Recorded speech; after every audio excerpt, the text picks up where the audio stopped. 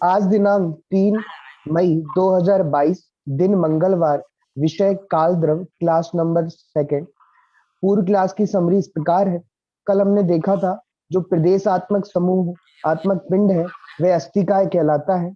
काल द्रव्य को छोड़कर अन्य जो 5 द्रव्य हैं वे प्रदेश के समूहात्मक पिंड होने से अस्थिकाय है।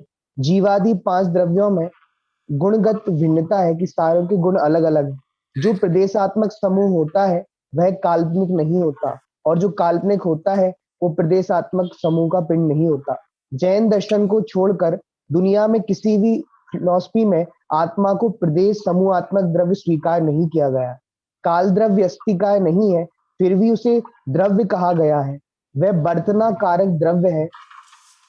फिर ढाई दीप के बाहर काल द्रव की कोई व्यवस्था नहीं है, ढाई दीप के अंदर ही काल द्रव की व्यवस्था है। फिर महर्षि ने अंतिम में बताया था लोक द्रव्य स्वरूप है और द्रव्य लोक स्वरूप है। इस प्रकार हमने पिछली क्लास की समरी देखी। अब मैं महाराज श्री से निवेदन करता हूँ कि वो कक्षा प्रारंभ करें। चलिए, बहुत बहुत धन्यवाद सर। देखिए, बात यहाँ पर क्या आ रही है मुख्य रूप से कि जो हम एक द्रव्य स्वरूप बांध रहे हैं, ऐसे मत करें, ऐसे हम दो हैं। काल जो है, काल को द्रव्य कहना या नहीं कहना। कल जो हमने बात की थी कि हाँ, काल जो है अस्थि कायात्मक द्रव्य नहीं है, प्रदेश समूहात्मक पिंड रूप द्रव्य नहीं है। आ रही है बात ध्यान में? तो अब द्रव्य है तो व्यवहार में से द्रव्य गिना है उसको। आ रही है बात ख्याल में? तो व्यवहार में से जो है परिणमन क्या है, पर्यायों आदि का परिवर्तन जो है, तो वो लेकर के जो बात की है उस हिसाब से बात अलग है। यहाँ हम क्या कह रहे हैं कि क्यों नहीं है, मतलब क्या है, षड द्रव्य। अब षड द्रव्य जब आप बोलेंगे तो इसके अंदर ये आपको देखना है। 6 की गिनती की तो कल जैसे हमने बात की थी कि ये 5 और ये 1, अब इस तरह से व्यवस्था बैठाई है।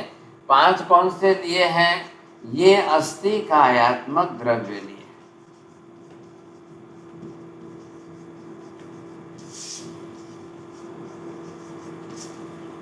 अब ये अस्थि कायात्मक द्रव्य है तो ये विभाजन क्यों किया है?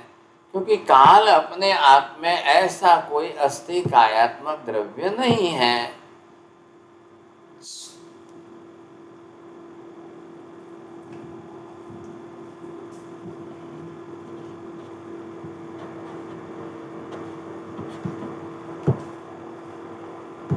अब इसको हम अस्थि कायात्मक द्रव्य की बात जो कर रहे हैं, अस्थि कायात्मक ये द्रव्य नहीं है। बस इसकी बात क्या हो गई कि जिसके प्रदेश समूहात्मक पिंड बंद कर। अब अस्थि कायात्मक का मतलब क्या है ये आपको समझना है, तो ये हमने बात कल कर ली है। अब प्रदेश समूहात्मक पिंड स्वरूप जो है, तो ऐसा प्रदेश समूहात्मक पिंड स्वरूप यहाँ पर ये काल द्रव्य नहीं है। बस इतनी सी बात है। तो ये कैसा द्रव्य मानना है इसको? द्रव्य की ऑल टाइप ऑफ डेफिनेशन, सारी जो द्रव्यगत व्याख्या है वो इसमें नहीं बैठेगी।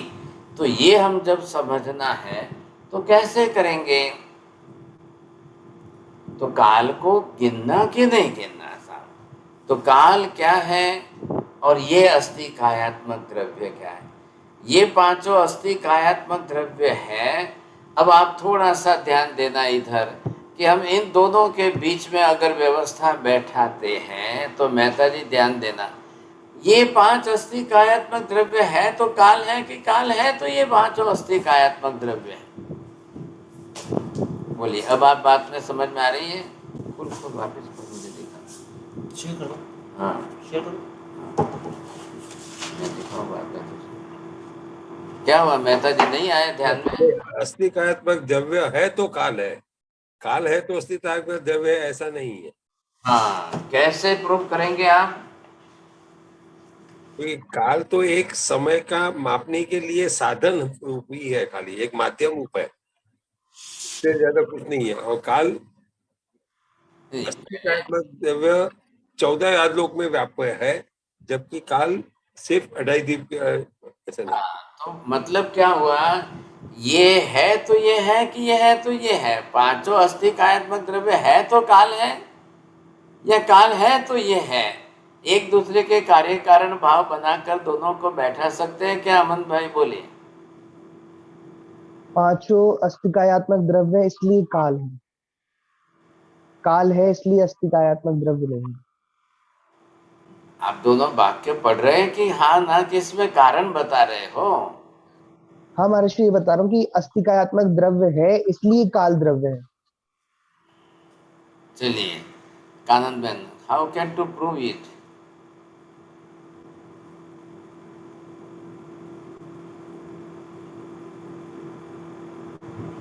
चलिए, अब ये हमको कार्य कारण भाव से संबंध नहीं है, पहली बात यहाँ पर आ गई। क्या है? पांचों अस्थि कायात्मक द्रव्य ये हो या न हो, अब इनके आधार पर अगर हम व्यवस्था बैठाते हैं तो दो के बीच में there is no causal relation. We can prove that due to this reason this one is existing. Either you can say that the time is existing, due to that all the five substances are existing. Not the relation, not the causal relation.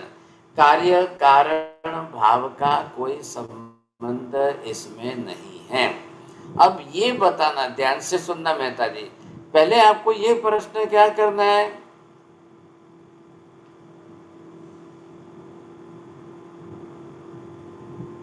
ये जो प्रश्न है मुख्य, हमने क्या देखा है कि जब आप ये देखेंगे तो फिर अस्थि कायात्मक इन पांच द्रव्यों में किसके कारण काल है? बोलिए, अरे ये बात समझ में?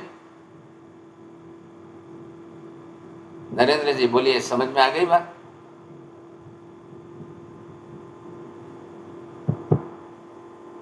हेलो, आवाज आ रही है? Yes. Because of birth and death. आवाज आ रही है? Yes. हाँ, तो कॉजल रिलेशन अगर हम बोले तो इसके कारण ये, इसके कारण ये, अगर आप बोलते हो तो फिर ये बताइए, अस्थि कायात्मक ऐसे पांच द्रव्यों में से किसके कारण काल की व्यवस्था है? For the birth and death. जीव एंड पुद्गल सर। जीव के कारण। चलो, जीव के कारण कैसे प्रूव करेंगे? How can you prove, Meena बहन बोलिए।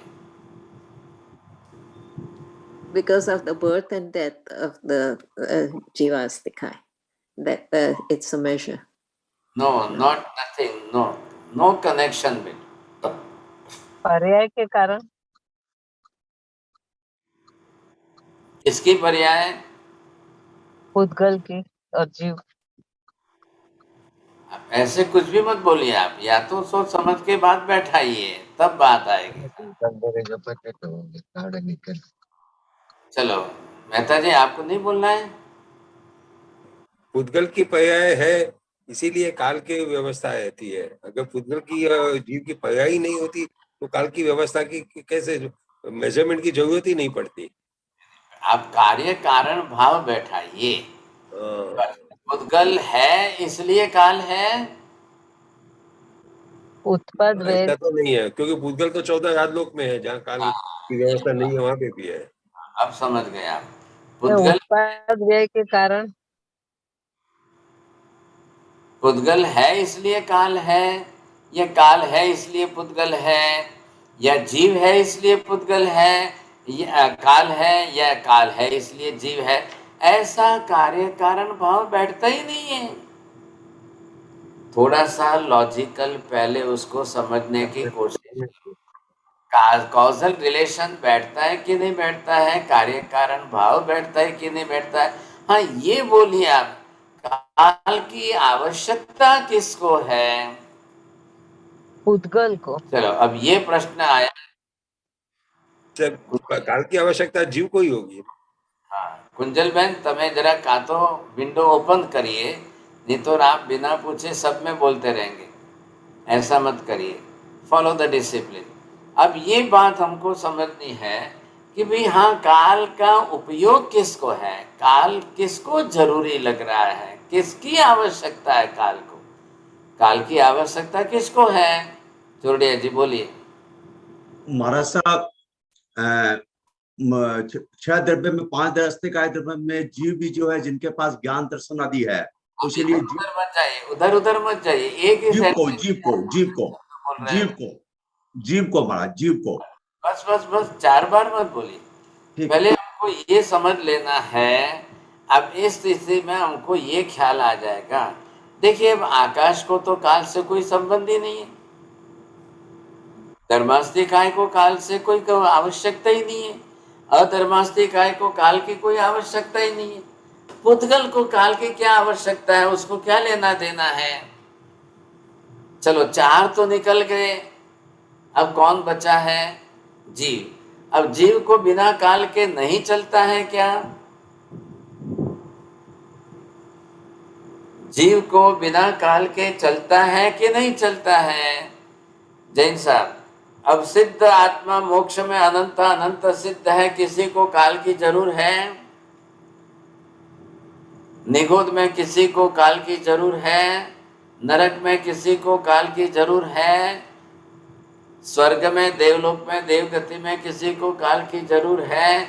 ये मोह लो कि अगर काल ना हो तो किसी का जन्म मरण होगा ही नहीं क्या? आप मेरे प्रश्न पर ध्यान दीजिए कि वहां पर जो है कॉजल रिलेशन अनिवार्य है क्या? कार्य कारण भाव बैठता है क्या? जरूरी है क्या? अमन जी बोलिए, किसको समझ में आता है? ध्यान देना। नहीं है महाराज श्री, वहां पे काल द्रव्य, हाँ, वहां पर निगोद नरक में काल द्रव्य की आवश्यकता नहीं है। मोक्ष में आत्मा चली गई, अब उनको काल की आवश्यकता है कि नहीं है?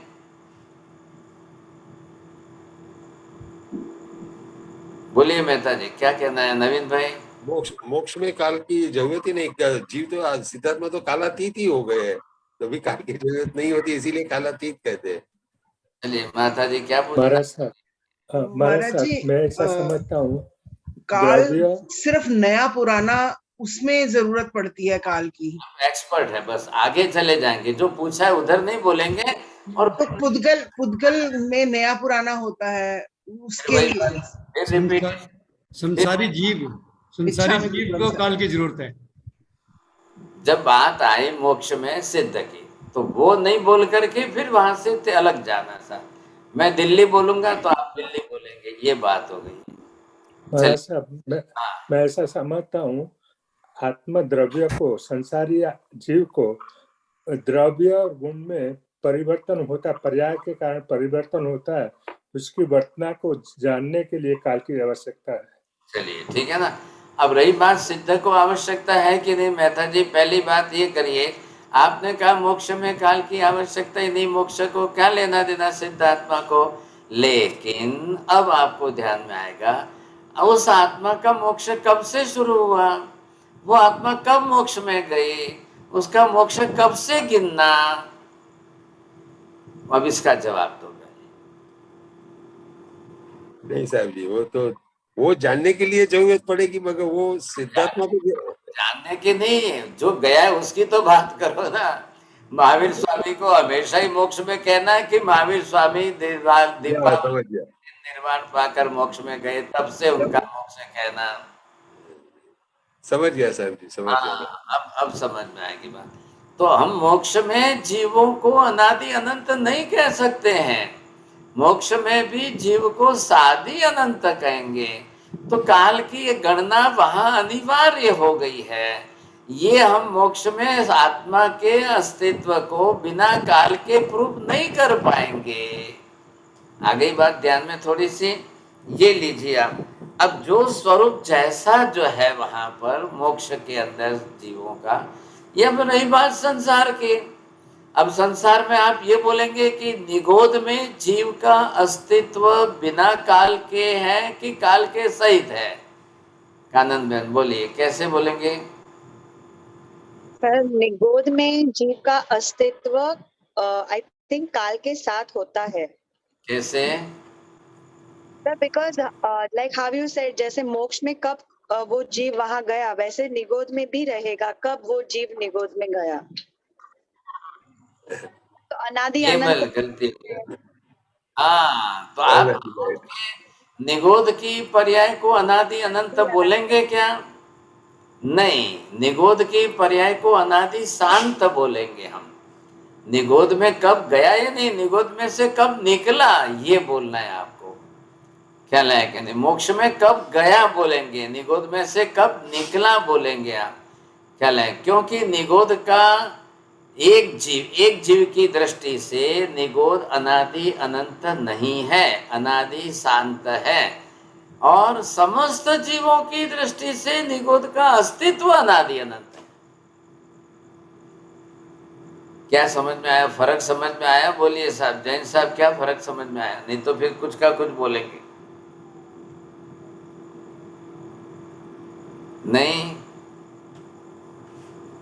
महाराज सिर्फ सारे निगोदों को ले तो वो अनादिकाल से अनंत अनंत है, लेकिन अगर जब निगोद से निकलता है उस टाइम में उसका कुछ काल है, जब निकलता है तो उस काल तक है। बस बस बस। अब देखिए, अब क्या समझना है आपको, पहले ये चारों प्रकार की स्थिति लिख लो। 4 प्रकार जो है मैं लिखता हूं यहाँ पर। ये स्थिति जो है, ये स्थिति किसकी है ये ध्यान देना। जो कालिक स्थिति है ना, इसकी बात चल रही है। कालिक स्थिति के अंदर काल जन्य, कालकृत, या ये बोलिए साहब, जब काल की स्थिति सामने आएगी, उसको बोलो, हाँ बस हो गया। तो यहाँ पर अब हम क्या समझेंगे, कालिक स्थिति के अंदर एक क्या है, ये अनादि अनंत है, ये अनादि शांत है, ये सादे शांत है, और ये जो है अनादि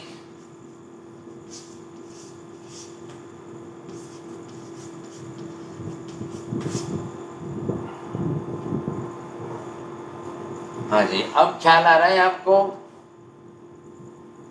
कैसे बोलेंगे इन चारों? दूसरा और चौथा आपने रिपीट कर दिया सर। शादी शांत आएगा।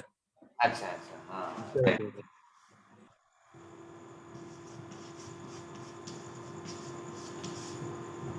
हाँ, ये जो है ना, अब ये चारों को हम विदा साधी शांत तीसरा में भी आ गया। अभी वो तीसरा नंबर भी है, साधी शांत। साधी शांत तीसरे में मैं चुका हूँ।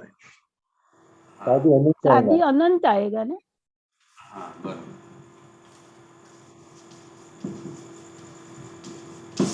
चलो, धन्यवाद। अब इनको बिना काल के क्या हम माप सकते हैं? अगर काल तत्व न लें, काल को न स्वीकारें, तो ये चारों स्थितियां कैसे बैठेगी, कैसे मापेंगे हम? इसलिए काल की आवश्यकता है। अब भले ये जिसमें बैठती हो, ख्याल है, जिस किसी के साथ बैठती हो उसकी बात अलग है।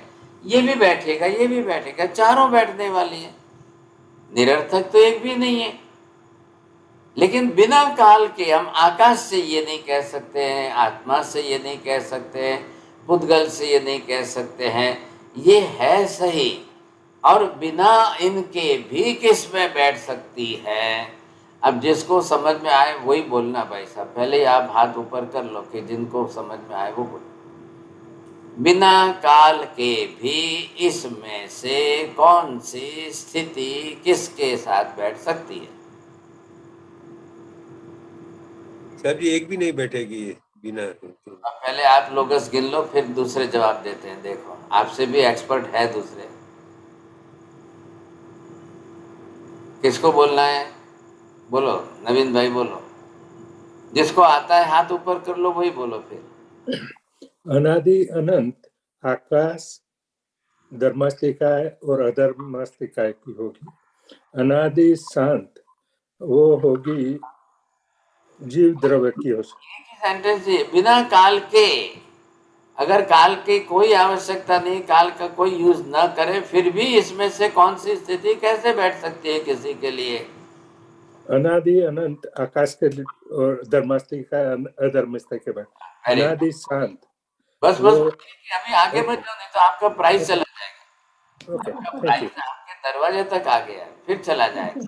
बोलिए आशा बहन, कैसे बैठाएंगे? एक ही सेंटेंस होना चाहिए। बिना काल से धर्मास्तिकाय अधर्मास्तिकाय एंड आकाशास्तिकाय जो अनादि अनंत है वो स्थापित हो सकता है। बिल्कुल, चलो आपको भी प्राइज आया। अब मेहता जी आप ध्यान दीजिए, पदार्थों के अपने अस्तित्व के लिए काल की आवश्यकता ही नहीं है। The existence of the soul, the existence of the sky, existence of the dharmastikaya, dharmastikaya, the existence of the atoms, ये पहली बात है। एग्जिस्टेंस अगर आपको स्वीकारना है तो वो अपने आप में ही पदार्थ अनादि अनंत है, काल हो या न हो। कल ये मत कह देना कि काल नहीं है तो आत्मा का अस्तित्व खत्म हो जाएगा, आत्मा का अस्तित्व ही नहीं रहेगा। काल से आत्मा को कोई लेना देना नहीं। बिना काल के आत्मा का अस्तित्व अनादि अनंत है, लेकिन काल के साथ अगर गणना करें तो आत्मा का अस्तित्व मोक्ष में सादी अनंत है। और निगोध की दृष्टि से विचार करो तो अनादि शांत है। कोई भी आत्मा भवी हो या अभवी हो हमेशा ही निगोध में रहेगी ऐसा नहीं है, लेकिन समष्टिगत निगोध की दृष्टि से विचार करो, निगोध के अस्तित्व की दृष्टि से विचार करो तो निगोध का अस्तित्व भी अनादि अनंत है। आ रहा है ख्याल में? थोड़ा ध्यान देना साहब, ख्याल है कि नहीं? अब जब काल की गणना आ जाएगी ना तब तो इजी हो जाएगा, लेकिन पहले काल को लॉजिकली प्रूव तो करो, और काल के बिना के अस्तित्व को लॉजिकली प्रूव करो, और काल के बिना अस्तित्व हो ही नहीं सकता है वो भी प्रूव करो। अरे ना बात ख्याल में? द्रव्य के अस्तित्व को काल की आवश्यकता रहे या न रहे, गुणों के अस्तित्व को काल की आवश्यकता रहे या न रहे, पर्याय के लिए काल आवश्यक है। अरे ये बात समझ में? पर्याय की मतलब क्यों किया? पर्याय उत्पाद व्यय की प्रक्रिया है। पर्याय में उत्पाद व्यय होते ही रहने वाला है, तो वो वहां पर जहां पर्याय आए उत्पाद व्यय हुआ तो आपने काल की गणना शुरू कर ली। बस बात इतनी सी है। लेकिन द्रव्य के मूल अस्तित्व को काल की कोई गणना की आवश्यकता नहीं है। आकाश कब से है, आकाश कब तक रहेगा, क्यों काल लगाते हो आप उसको? उसके लिए क्या बोलेंगे? अकाल। आ गया ना आपको ख्याल? अकाल। अब कोई काल से कोई संबंध ही नहीं है, आकाश को क्या लेना देना है काल से? धर्मास्तिकाय के अस्तित्व को अधर्मास्तिकाय के अस्तित्व को काल से क्या संबंध है? कोई लेना देना नहीं है। आकाश धर्मास्तिकाय अधर्मास्तिकाय तीनों को तो काल का कोई यूज उपयोग भी नहीं है, काल की आवश्यकता भी नहीं है। अरे बात ख्याल में? द्रव्य स्वरूप से उनका अस्तित्व। अब रही बात किसकी? आत्मा की। चलो आत्मा के द्रव्य स्वरूप के अस्तित्व को काल की आवश्यकता कहाँ है? अखंड असंख्य प्रदेश समूहात्मक पिंड स्वरूप आत्म द्रव्य का अस्तित्व। अब कहाँ काल आया बीच में? बिना काल के अगर आप आत्मा द्रव्यों का अस्तित्व सिद्ध ही नहीं करोगे तो वो सभी द्रव्य जो है वैसे ही हो जाएंगे फिर तो ये आपको पहले देखना है यहाँ पर। कल आप विनाशी कहो तो विनाशी कहने के पीछे काल को लेना पड़ेगा कि नहीं? अविनाशी कहो तब आपको काल के लिए क्या लेना देना है? अरे ये बात समझ में?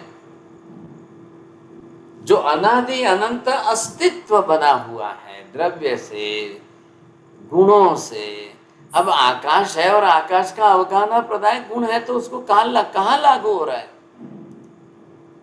कब होगा ये? कब आया, कब गया, कब उत्पन्न हुआ, कब नष्ट हुआ, ये कब जो है ये कालवाची संज्ञा बनेगा। नहीं तो अकाल बोलिए आप। आत्मा के द्रव्य स्वरूप से अस्तित्व को काल की कोई आवश्यकता नहीं है। नंबर 2, आत्मा के गुण स्वरूप के अस्तित्व को भी काल की कोई आवश्यकता नहीं है। निगोद में अनंत निगोद में भी अनंत गुणों का अस्तित्व है ही है।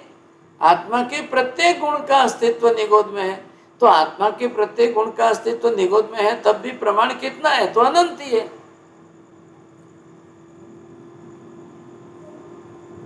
जब कर्म का बंध और क्षय ये प्रक्रिया सामने आएगी, फिर उत्पाद व्यय की प्रक्रिया, तब आप काल को बीच में लाना, नहीं तो बीच में नहीं लाना। थोड़ा सा ध्यान दीजिए, बरोबर समझ में आएगी बात।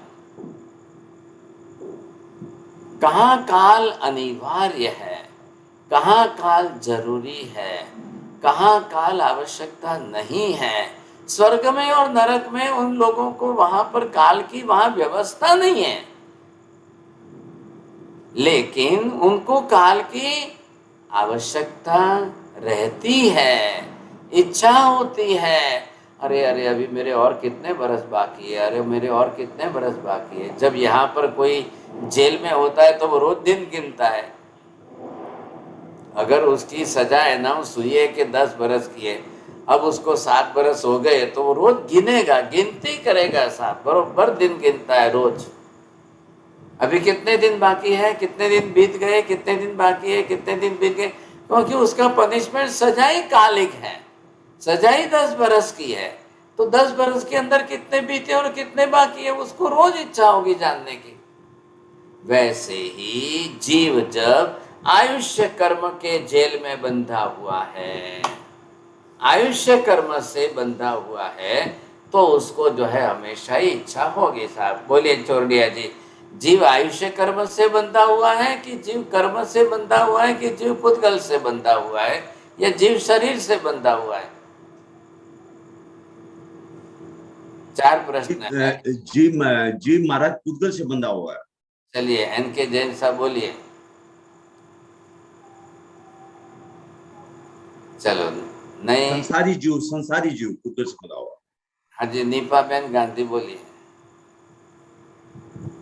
આઈ થિંક તમારા બધા જ સેન્ટેન્સ કોરિલેટેડ છે સંસારી જીવ માટે। वेरी गुड, बोलिए। अब आप पहले इसके साथ जोड़िए ना। फिर आत्मा जब है तब आत्मा को काल से बंधा हुआ कब कहेंगे हम? आत्मा को पुद्गल से बंधा हुआ कहेंगे। अब पुद्गल का संयोग और वियोग आया, इसलिए आपको काल वहां पर लाना पड़ेगा। जब संयोग वियोग की बात आएगी तब काल बीच में आएगा। उत्पाद व्यय की बात आएगी तब आपको काल लेना पड़ेगा। पर्याय की बात आएगी तब आपको काल लेना पड़ेगा। मूल द्रव्य और गुण की बात आएगी तब बिना काल के व्यवहार चल जाएगा। आप पहले मेरा समझाने का भेद समझ लो दोनों में। राकेश भाई बात समझाए से बोलो।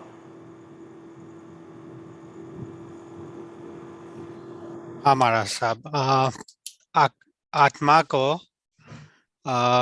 जब पर्याय की जरूरत पड़ती है तब काल की आवश्यकता है।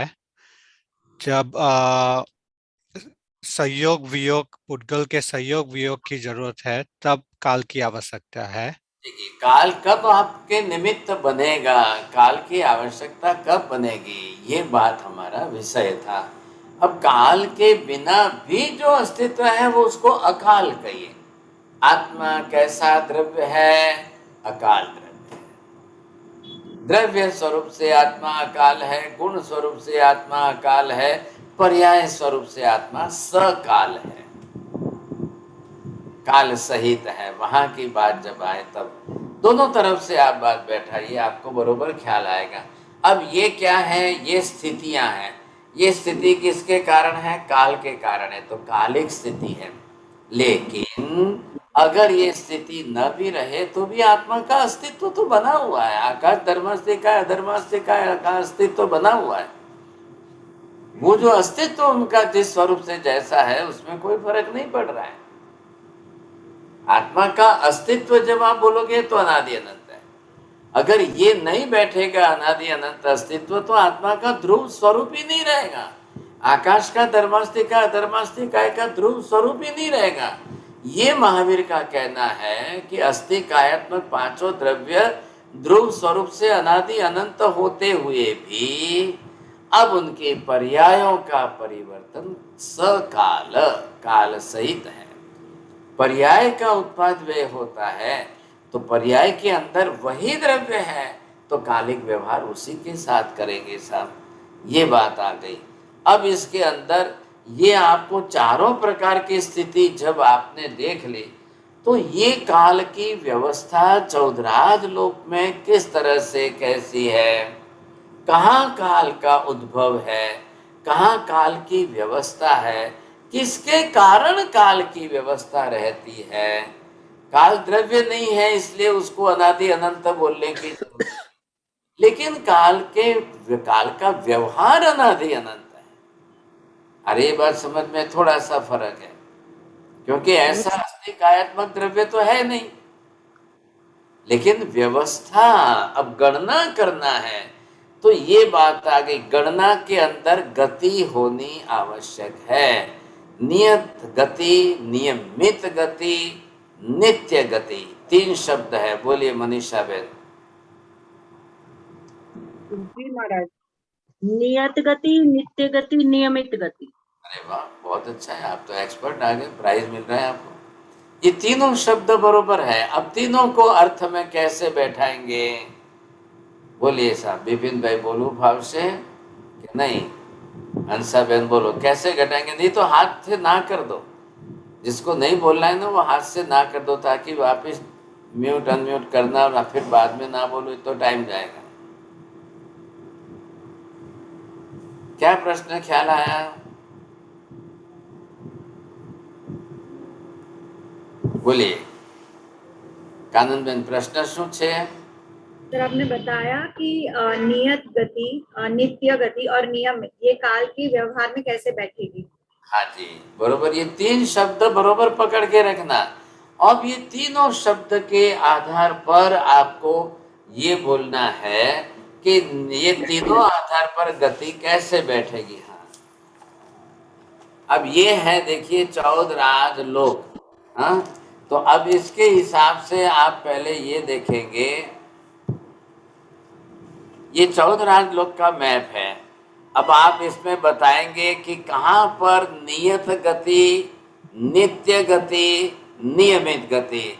ऊपर का पूरा ऊर्ध्वलोक देवलोक है, नीचे का पूरा ही जो है 7 नरक का अधोलोक है। आपको इसमें से कहाँ पर ये 3 शब्द बैठा कर गति कहाँ दिखती है कि जिसके आधार पर हम काल की व्यवस्था बैठा सके। नरेंद्र जी इधर देख के बोलिए सामने।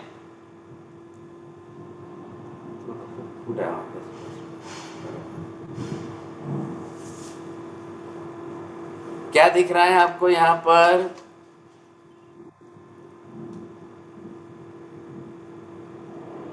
पूरा क्या दिख रहा है? 14 राजलोक दिख रहा है आपको। ये 14 राजलोक का पूरा कॉस्मोस आ गया, लोक स्वरूप। अब इतने बड़े इस लोक स्वरूप के अंदर ये ऊपर का ऊर्ध्व देवलोक हो गया, ये नीचे का, ये 7 राजलोक नीचे, ये 7 राजलोक ऊपर है। अब ये यहाँ पर आपको बोलना है, क्योंकि काल जो है मापक साधन है, तो इतनी अखंड धारा में नियत गति होनी चाहिए, नित्य गति होनी चाहिए, नियमित गति होनी चाहिए। ऐसी गति आपको किसको कहाँ मिलेगी? चलिए मेहता जी बोलिए। साहब इसमें नियमित गति, जहाँ अपने अडी द्वीप में सूर्य चंद्र की गति है वो नियमित है, इसलिए खाली अडी द्वीप में ही मिलेगी। ऐसा गति करने वाला कारक द्रव्य कोई है क्या? राजलोक के अंदर आपको बताया, तो 14 राजलोक के अंदर ये, क्योंकि गति का मतलब क्या हुआ कि जो जितनी गति करे, अब उस गति को ये यहाँ से देखिए, अब इसने यहाँ से यहाँ तक गति की। अब ये गति अगर आपकी हुई और इस गति को आप अगर माप सकते हो, यहाँ से स्टार्ट हुई है, अब यहाँ से लेकर के अब ये यहाँ तक अगर मापना हो तो माप करके अब इसको किस में मापना है, क्षेत्रीय माप या कालिक माप। ये माप जो है यहाँ पर दो प्रकार का हुआ। तो ये पहला जो है जिसको हम क्षेत्रीय माप बोलते हैं, और ये दूसरा जो है कालिक माप। तो दोनों मेजरमेंट अगर हम ले और दोनों मेजरमेंट के हिसाब से अगर आप मापें तो आपको काल के हिसाब से कैसे डिस्टेंस और क्षेत्र के हिसाब से डिस्टेंस कैसे होगा, ये दोनों तरफ से अगर हम करने जाएं तो Meena ji, can you say that from the India your US is how much distance? So that distance in the kilometer, either that distance is the time. So if you will say the distance in the kilometer, you can say 5,000, 10,000, whatever it may be. But if you will give the measurement in the time, you will say the 10 hours plane. You will say the 5 hours plane. It will say whatever. Because, but the time distance may be changed because in the speed of the plane. But this type of kshetriya, geographical space, it will not change. It is as it is. Now it depends on the plane how much speed is take, you see. If it is taking the jet plane, then it will take the cover that speed in a few hours. But if you are using the Boeing 707, it will take that much time. Will call. And if you are going from the shipment, then it will take the too much long time of the days. It will take some hours. कालिक माप और क्षेत्रीय माप, तो ये क्षेत्रीय माप भी होना अनिवार्य है। उसी को कालिक मेजरमेंट से करने जाए तो ये जो मैं आपको दोनों बता रहा था, ये दोनों बताने के लिए ये गति किसी की होनी चाहिए। अब इसको हमने क्षेत्रीय गति ये नाम अगर यहाँ से दिया तो ये डिस्टेंस आपका फिक्स है, there will be no change. ये क्षेत्रीय मेजरमेंट फिक्स हो गया। अगर इसको हम कालिक मेजरमेंट से लेते हैं तो कालिक मेजरमेंट के अंदर ऐसे चलकर कोई जाए और ऐसे चलकर के कोई जाए और सीधे चलकर कोई जाए तो it will distance will change. हाँ करो। अब ये हमको ढूंढ के निकालना है। मैंने जो 3-4 शब्द यूज किए हैं, क्योंकि बिना गति के काल को मापना पॉसिबल नहीं है। अब आप इसके अंदर मेजरमेंट के अंदर 14 लोग हैं। अब इसके अंदर आप बताइए आपको कहाँ ऐसी नित्य गति, नियत गति, नियमित गति, अखंड गति, ऐसा गति कारक कोई द्रव्य है कि जो काल का मापक बन सके? पहले मेरी बात समझ लेना। आप देख रहे हो 14 लोक आपको दिखाया जा रहा है। अब ऊर्ध्व लोक में देखिए, अधोलोक में देखिए।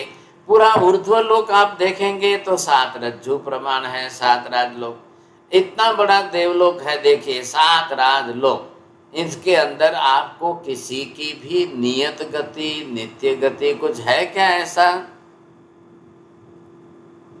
आपको टॉप में 5 अनुत्तर विमान दिखाई दिए, उसके नीचे 9 ग्रहवेयक है, उसके नीचे 12 देवलोक है। ठीक है ख्याल है। अब किसकी ऐसी गति कहाँ है, आपको ये ढूंढना है। गति कहाँ से लाए? चलो, इसमें तो कोई गति नहीं दिख रही है 7 राजलोक के अंदर। अब 7 राजलोक अधोलोक देख लीजिए, जो बिल्कुल नीचे है। अधोलोक के अंदर ये रत्न प्रभा, शर्करा प्रभा, वालुका प्रभा, पंख प्रभा, धूमक प्रभा, तम प्रभा, महातम प्रभा, तमस्तम, ये 7 नरक क्षेत्रों का जो 7 राजलोक प्रमाण जो नरक क्षेत्र है, कोई नियत गति नहीं है, कोई नियमित गति नहीं है, कोई नित्य गति नहीं है। देखिए बरोबर ध्यान से, इसी की गति, हाँ ये गनोदति बोले, गनोदति जो है गंधवाद का, तनवाद का, तो इनको कोई गति नहीं करनी है, ये गति कारक द्रव्य। अब ध्यान में आया आपको? फिर से देखिए, अब नीचे जब आपने 7 राज, लोक, नरक का, अधोलोक का देखा, तो यहाँ पर आपको वापिस में अधोलोक का चित्र बनाकर बताऊं क्या? तो ये आपको देख करके ख्याल आ जाएगा। अब यहाँ पर जो है, जब कोई ऐसा गति कारक द्रव्य नहीं है तो स्टेडी स्टेबल है। अरे ये बात समझ में? तो वहां पर जब कोई 7 नरक में नहीं होने के कारण, अब वहां पर बिल्कुल जो है कोई काल की व्यवस्था नहीं बैठेगी। चलिए, अब 7 राज लोक, ऊर्ध्व लोक में अगर आप देखो, तो राजलोक में भी ऐसी कोई नियत गति नहीं है। पहले 2 शब्दों पर ध्यान दीजिए आप, ऊर्ध्व देवलोक देखना है आपको अभी। अब यहाँ पर आपको ऊर्ध्व देवलोक के अंदर कौन है ऐसा नित्य गति करने वाला? कौन है नियमित गति करने वाला? कौन है? और जिसको हम यहाँ पर ये शब्द दे रहे हैं, अब आप थोड़ा सा ध्यान दीजिए, ये यहाँ पर जब आप देखेंगे अब आपको ख्याल आएगा।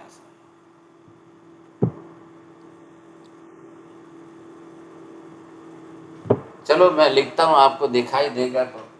तो यहाँ पर आपको क्या देखना है कि कहाँ कौन सा नियत शब्द ये। अब नियत शब्द को क्या करना है आपको? नियति जो है ये शब्द भी ध्यान रखना है।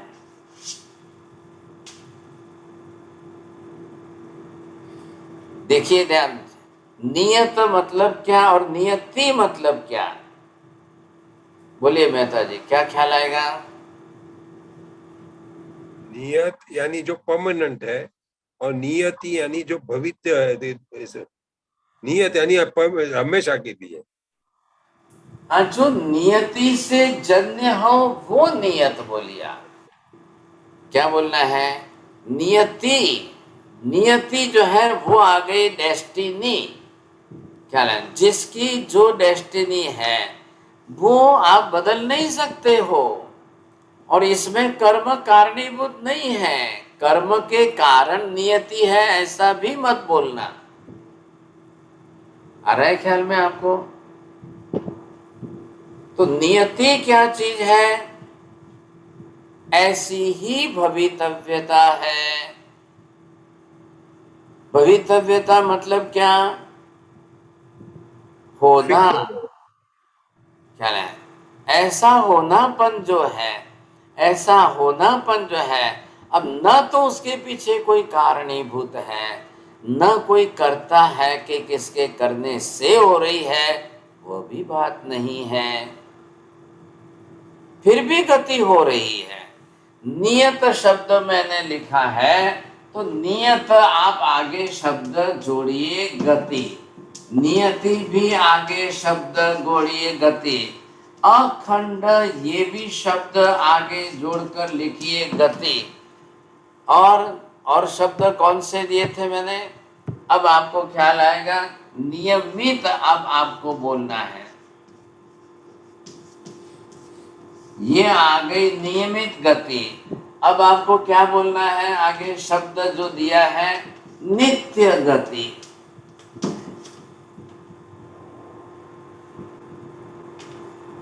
बरोबर आपको ख्याल आ रहा है? ये जो आपको देना है, ये सभी शब्द जोड़ दीजिए आप।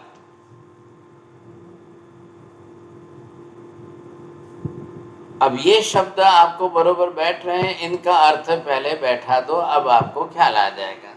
अब इसी के साथ में अगर ये मैं बोलता हूं नियमित या नित्य अंतराल, जिसको एक शब्द और ये है कि जो है इसको ये कहेंगे नित्य अंतराल।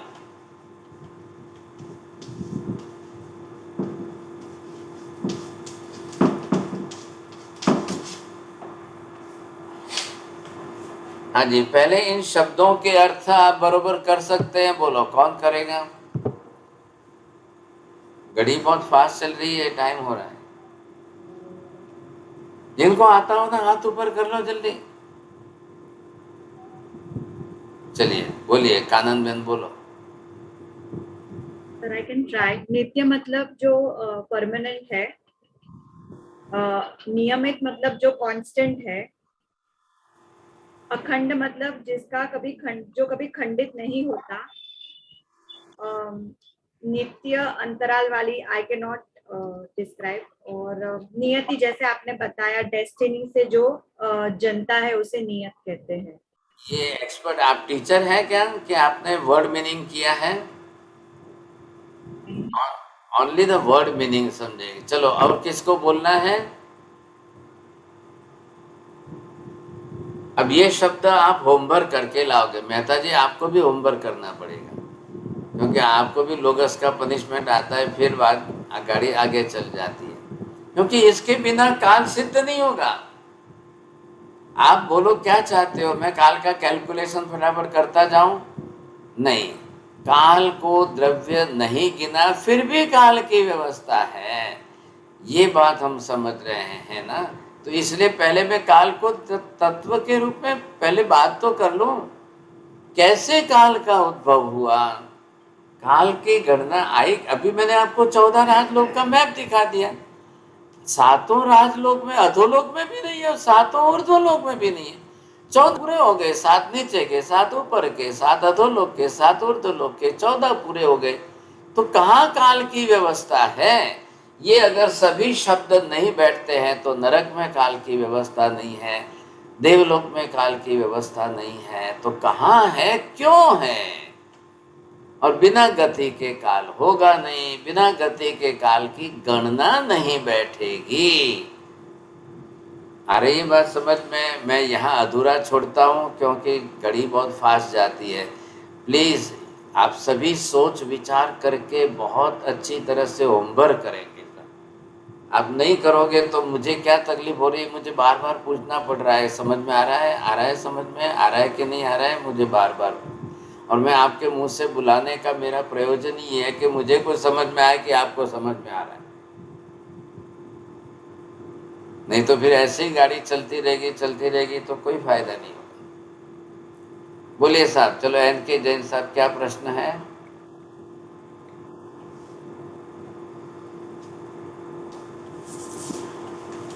जल्दी करो, टाइम नहीं है। नहीं, चलो मीना बहन, you can ask please. What is Sadi and what's the meaning of Sadi and Sun? That will be clear in the next class. Okay, thank you. It will come in the next class. Just I have given you the 4 division of the. चलो नरेंद्र जी, भाटिया जी बोलिए। नित्य गति जो सौर्य मंडल में जो चर सूर्य और चंद्र है और तारा नक्षत्र वगैरह है जो नित्य गति करते रहते हैं। बहुत बहुत धन्यवाद। चलिए साहब, ये बहुत आगे चलने वाले हैं। जब हमने पहले यहाँ दिया तो वो समझना। विपिन भाई बोलिए। સાહેબ જી મહાવિદ્ય ક્ષેત્રમાં ક્વેશ્ચન ચોથા સિવાય और कोई आरो होतो નથી तो क्या कालनी व्यवस्था कई रीते वाली गति होती है जो टॉपिक चल रहा है उसको पकड़िए, आगे के प्रश्न मत लो। नहीं, कल हमने जो सीखा है वो अभी आगे आएगा, आगे आने वाला है। जब आप आ रहा हो चौथा आ रहा है, वो पहले यहाँ पर 1 घंटे जो सब्जेक्ट चला है उसके डीप में जाने की कोशिश करो, उसी के क्वेश्चन बनाइए और सोचिए उसके ऊपर, फिर उसमें से प्रश्न उद्भव करिए, वो ज्यादा बेटर रहेगा समझ के। हाँ जी, अमन जी बोलिए। महाराज अपन ने काल द्रव्य को अस्थिकाय नहीं माना, लेकिन जो मतलब दिगंबर परंपरा में उसको एक प्रदेशी माना है काल द्रव्य को। ठीक है, अब मतभेद की बात बाद में करेंगे। आपका ज्ञान अच्छा है ना उस तरफ का, इसलिए पहले आने तो दो विषय को, गाड़ी पटरी पर तो आ जाए एक बार। हाँ जी, मनीषा जी बोलिए। महाराज साहब ये दूसरा नंबर है ना नियत गति, इसका क्या मतलब है जी? तो इसीलिए मैं ये एरो किया था। नियति हाँ जी, नियति क्या है, इसको भी, इसके बारे में भी सोचना है। जिस भवितव्यता। हाँ जी, वो तो शब्दार्थ हुआ ना, आपने उसको वर्ड मीनिंग कर लिया, लेकिन है क्या ये भी तो देखना पड़ेगा कि नहीं। ये सब शब्द के अर्थ बैठाएंगे हम, सबका मीनिंग क्लियर होगा और सबका प्रैक्टिकल जो है हमको समझना है क्यों ऐसा है, तब जा कर के गति, और गति सिद्ध हो गई तो गति करने वाले वो सिद्ध हो जाएंगे, तो उसकी नियति है, तब जा कर के काल की व्यवस्था की शुरुआत होगी। अफसोस किस बात का है कि मेहता जी है, ये NK जैन साहब है, और भी काफ़ी लोग बहुत बड़े एक्सपर्ट पंडित हैं साहब, और मुझे पंडितों को पढ़ाना बहुत डिफिकल्ट जा रहा है साहब। ये सब पढ़े पढ़े लिखे, आगे आगे आगे आगे का बहुत कुछ पढ़े लिखे। ये अमन जी भी एक पंडित है क्या अब, लेकिन आपने उसी तरह से उतना ही सोचा है, और मैं सोचता हूँ एक एक टॉपिक क्लियर करके उसको क्लियर करते हुए आपको समझाऊँ तो वो ज़्यादा ठीक रहेगा। चलिए, फिर भी मैं तो इतना बड़ा पंडित नहीं हूँ, आप लोग बहुत पंडित लोग हैं, समझे, तो समझाने की कोशिश तो करूँगा सब। आप होमवर्क करके आना, थोड़ा सा होमवर्क करेंगे तो नेक्स्ट क्लास में इजी होगा। नमो अरियंताणम, नमो सिद्धाणम, नमो आयर्याणम, नमो वज्रायाणम, नमो लोए सर्वसागुणम, एषु पंच नमोकारो सर्वभावपणासनो, मंगलाणं च सव्येसिं परमं हवै मंगलम्। मंगलम भगवान वीरो, मंगलम गौतम प्रभु, मंगलम स्थूलिभद्राद्या जैन धर्मोस्तु मंगलम। चत्तारि मंगलम अरिहंता मंगलम, सिद्धा मंगलम साहु मंगलम, केवली पन्नतो धम्मो मंगलम। चत्तारि लोकोत्तम अरिहंता लोकोत्तम, सिद्धा लोकोत्तम साहु लोकोत्तम, केवली पन्नतो धम्मो लोकोत्तम। चत्तारि शरणं पवजामि, अरिहन्ते शरणं पवजामि, सिद्धे शरणं पवजामि, साहु शरणं पवजामि, केवले पन्नतं धम्मं शरणं पवजामि। सर्वमङ्गलमाङ्गल्यं सर्वकल्याणकारणं, प्रधानं सर्वधर्माणां, जय